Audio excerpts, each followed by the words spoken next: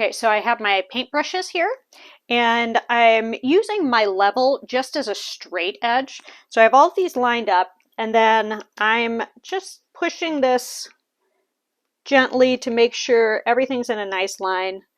And I'm using the lines on my table here to kind of make sure I'm not getting any sort of angle. So I feel pretty confident that everything's nice and in line. I have my wood glue here. Just gonna pour a little bit, and it really doesn't take much.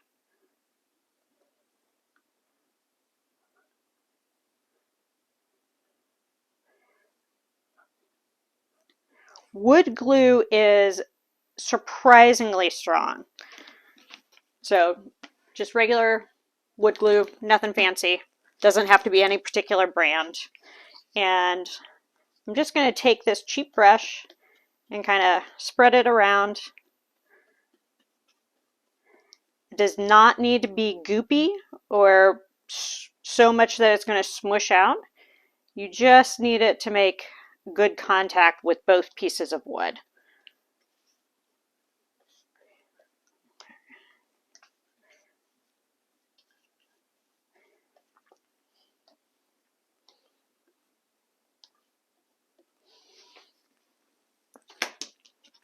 And then I'm going to take my wood strip.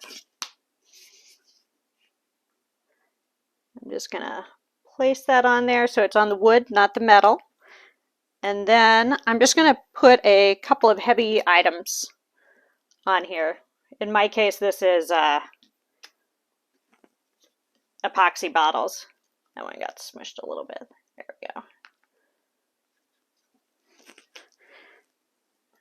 There we go. Okay. There we go. So I'm going to let this sit for 30 minutes or so and then turn it over and do the same thing on the other side. So this has been sitting about 30 minutes. Just going to move those, and this already is nice and firm. I'd be fine working on that the way it is, but I'm going to just turn it over here, and I'm going to do the same thing with putting wood glue on here, and then I'm going to add another furring strip.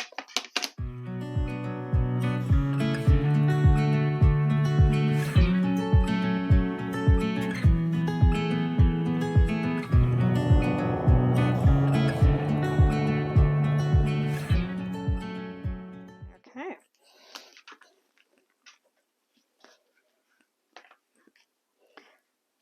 There we go. Here we are. Everything is nice and dry. Really happy with this. And here I just have a little bit of Varathane triple thick polyurethane, and that's just something I had sitting on the shelf. It's one of my common art supplies. You can use anything on this though that will give some water resistance. So like stain and poly in one, or anything along those lines will be fine. We're not going to leave these brushes sitting in the water at any point in time. You don't want to do that.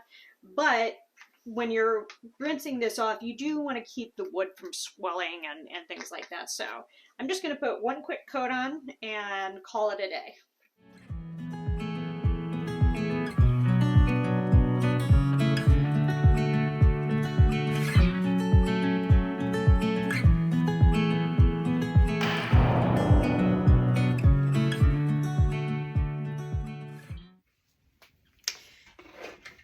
Okay, so here we are with finished product. Really happy with how this turned out.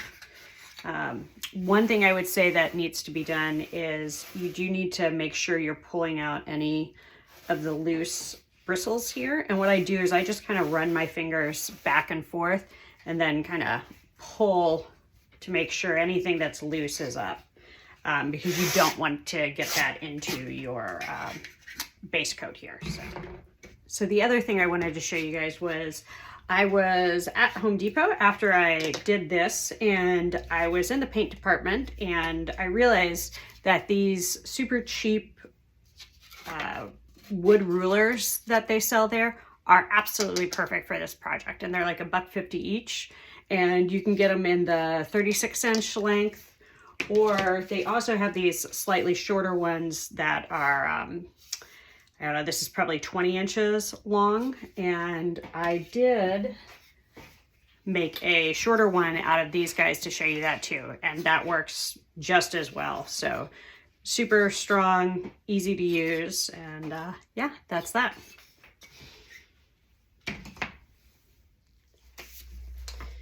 Okay. So I'm doing a black and blue gradient, and I'm just using some cheap Artist Loft black paint.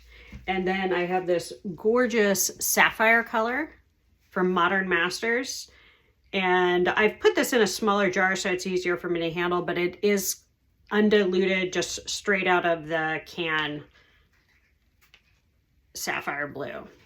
And what I'm going to start with is I'm going to be doing a black to blue gradient all the way down. So I'm going to start by painting my black and blue bottoms first, and then I'm going to fade in from there, and I'll show you how I do that.